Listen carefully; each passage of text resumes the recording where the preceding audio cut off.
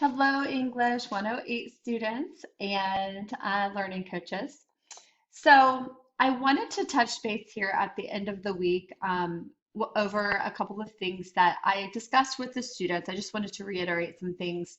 And then I also wanted to mention a few things that I did not have time to cover to make sure that just kind of policy procedure and how my classes run so everyone is aware. The first thing I wanted to chat with you about is just really quick our Class Connect sessions.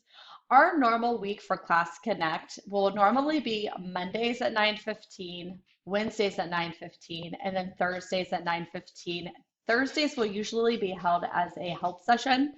So if you see you're struggling in any way, making sure that they attend help session is an excellent idea.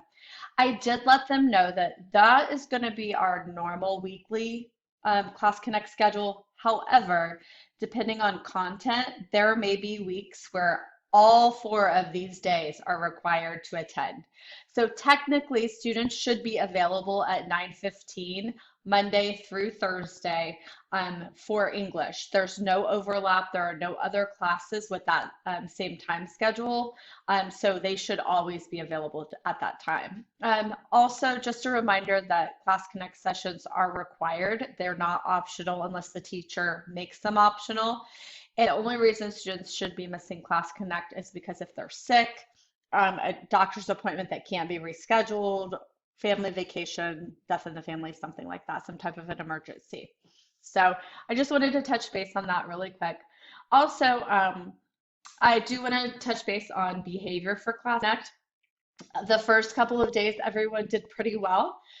We had a few issues here and there, and I spoke with people already about that. But just when they're in Class Connect, I give them the opportunity to chat before and after.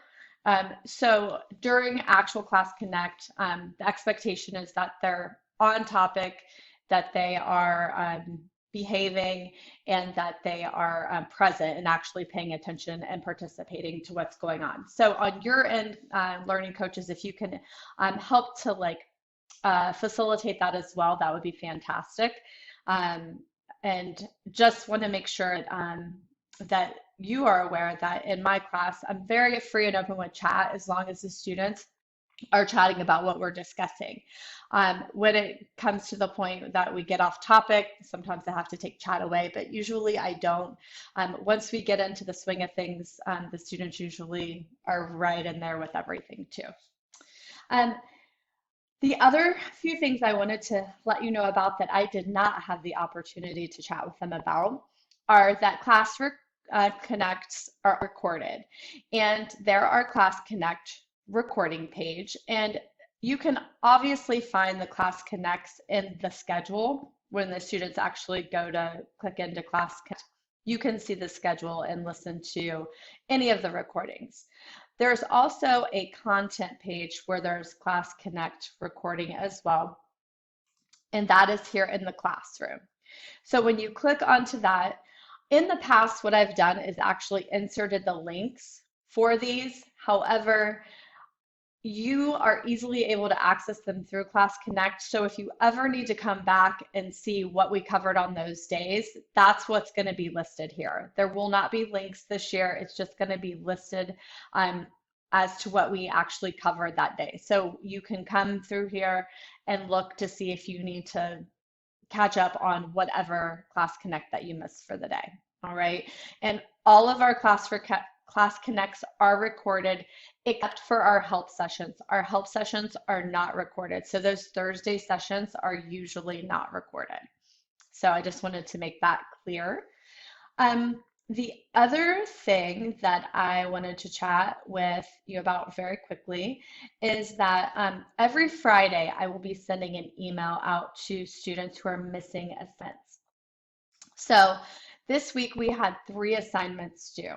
So on Friday, what I will do, I will, about noon or so, I will look to see who has completed those assignments. And if you have not completed the discussion board assignment, the readiness test, or the email etiquette assignment, what I will do is I will send an email to you letting you know that that assignment has not been completed yet and that it's due by midnight on Friday.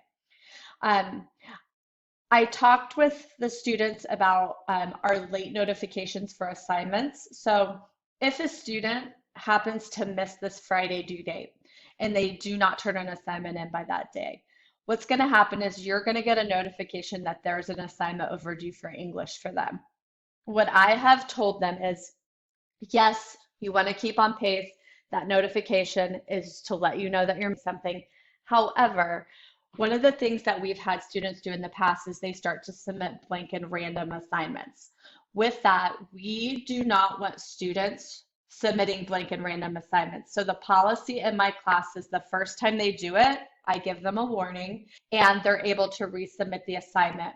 If they start habitually submitting blank and random assignments, I give them a 1 grade book so I can document or I can kind of put a marker in that I know that 1 represents that they're submitting blank and random assignments, and then they will no longer be able to resubmit that assignment. I've tried to kind of enforce with them that it's super important to get things done by the due date, but if you are a day late, it's not the end of the world. So the date that they really want to focus on are close dates. All assignments are due on Friday for the week. Usually, there might be 1 or 2 that are going to be due a little before, but usually all assignments will be due on Friday. Once that assignment closes, it's usually 2 weeks after the due date.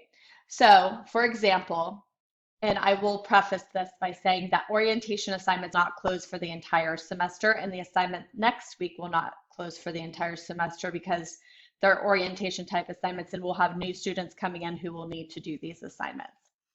But for example, let's just say this assignment was due on the 28th, which is due on Friday.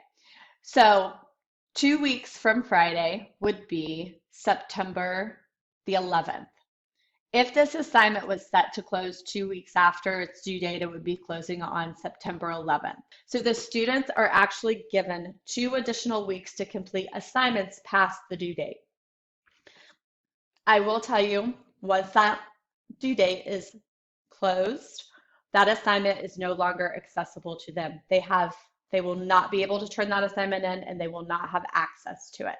So that's something I want to let you know as their learning coaches, because if they're missing something in their gradebook, they're really going to want to make sure they have access to that assignment before it closes. I also let them know today that when they are having this due date, if they choose to wait till the assignment closes to do the actual assignment, they don't have the option at that point to resubmit it. Every quiz in my class is set for 2 attempts, except for 1 or 2. So if they decide to take a quiz and they get a 50% on it and they're not happy with that, they can have a second attempt and maybe try and earn a higher grade. The computer always takes the higher grade. Same with assignments that they're actually submitting to the Dropbox. If an assignment is due on the 28th and they decide to not submit it until the 11th when it closes, if I grade it on, not necessarily on the 11th, but let's say I would grade it on the 12th and it closes on the 11th and they only get a 50% on it, they don't have the option to resubmit at that time because the assignment is closed. So they're going to want to make sure to do the assignments as close to the due date as possible, just in case they would need to resubmit or make corrections on something. And almost every assignment in my class, they are able to resubmit. There are very few things that I don't allow resubmission for, and I will let them know when those assignments pop up. The other thing that I want to let them know also, as the due dates pop, we are required, every teacher is required to zero out assignments. So what happens is when a student doesn't complete an assignment, right now that grade is not being held against them. So it's like the assignment isn't even in their grade book. The only way that assignment will be held against them is when it's zeroed out. So right now, everyone in English has an A. If you've done an assignment, you have an A, or if you haven't done any assignments yet, then it's not really even reading a grade.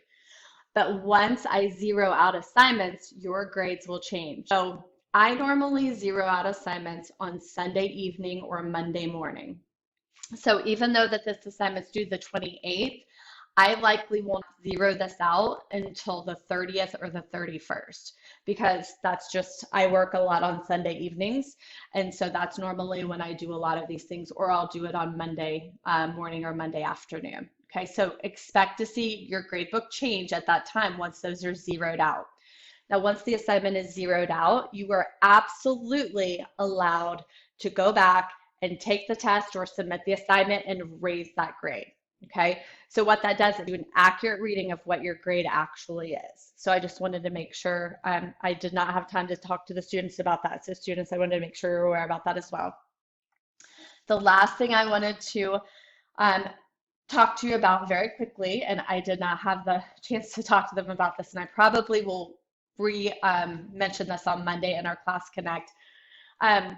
At OHVA, if you fail semester one in one of your core classes, what happens is you are actually removed from that course and put into what's credit recovery. Credit recovery basically is where the class is condensed a full year into a semester. So the reason that they move students out of the regular English class and put them in a credit recovery class is because they want to give them the option to actually still get that full year of English in their freshman year. And they do this in sophomore, junior, and senior year as well. So what's really important to remember is that around December, when our class is winding down and January 8th is the last day of the school year, I'm going to be really, really contacting and letting you know and making sure that you're aware. Look, we have 3 weeks of school left. We have 2 weeks of school left. You are in fear of failing and you will be moved out of my class and moved to credit recovery.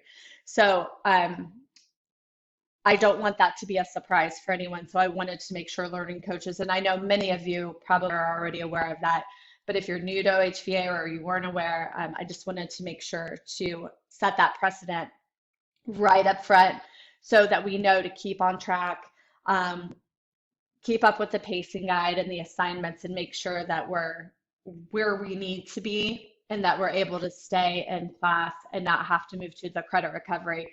I will tell you the credit recovery, if you're thinking about it, you're doing an entire year of English in one semester.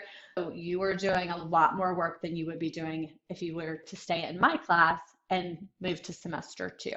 So I just wanted to make sure to emphasize that as well. So it's been a great first week, and I know this was a little long. I'm very sorry, but I wanted to be sure to cover that information just because I feel it's super important. But it's been a great first week, and I was great having everyone in Class Connect, and I'm looking forward to a fantastic year.